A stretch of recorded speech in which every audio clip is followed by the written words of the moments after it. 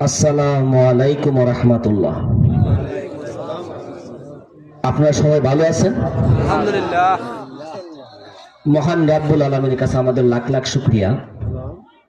আল্লাহ তাবারক ওয়া তাআলা আপনি এবং আমাকে আল্লাহর ওলির দরবারে আসা এবং বসার, মিলাদ শরীফ পড়া, নবীজির দুরূদ পড়া আমাদের ভাগ্য জুড়ছে, তাই আমরা উপস্থিত হইতে পারছি। তাই আমরা আল্লাহর কাছে শুকরিয়া আদায় করি, আলহামদুলিল্লাহ। আরো শুকরিয়া আদায় করি যে নবীকে আল্লাহ রাব্বুল আলামিন সৃষ্টি না করলে আল্লাহ কুল কায়নাত কিছুই সৃষ্টি করতেন না।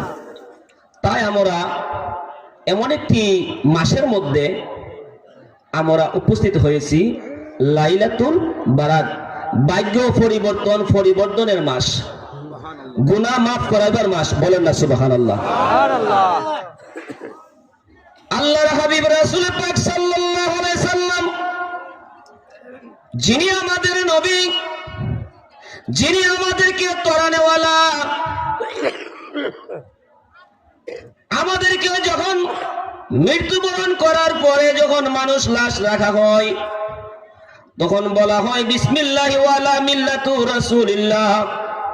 নবীজির মিল্লাত ছাড়া কোন মানুষ কবর, হাসর, মিজান, ফুলচেরাত, সগরাতের ঘাটের মধ্যে কোন মানুষ বাইর হইতে পারবেন না।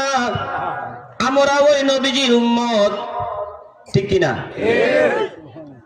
আমরা নবীজির সুপারিশ পাইতে গেলে আমরা কি করতে হবে? নবীজির উপর বেশি করে দুরূদ পড়তে হবে। আমি শুনছি অনেক উলামা একরামগণে ওয়াজ করছেন, আমরা ওলির দরবার আসি কেনে? আল্লাহকে পাওয়ার জন্য, রাসূলের পাক সাল্লাল্লাহু পাওয়ার জন্য।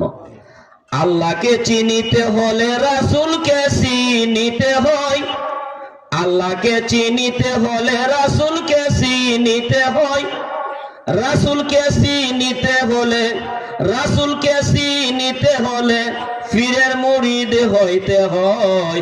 আল্লাহুম্মা সাল্লি আলা সাইয়্যিদিনা মুহাম্মাদ নাবিয়ানা শাফিয়ানা, নাবিয়ানা শাফিয়ানা মাওলানা মুহাম্মাদ। আল্লাহুম্মা সাল্লি আলা সাইয়্যিদিনা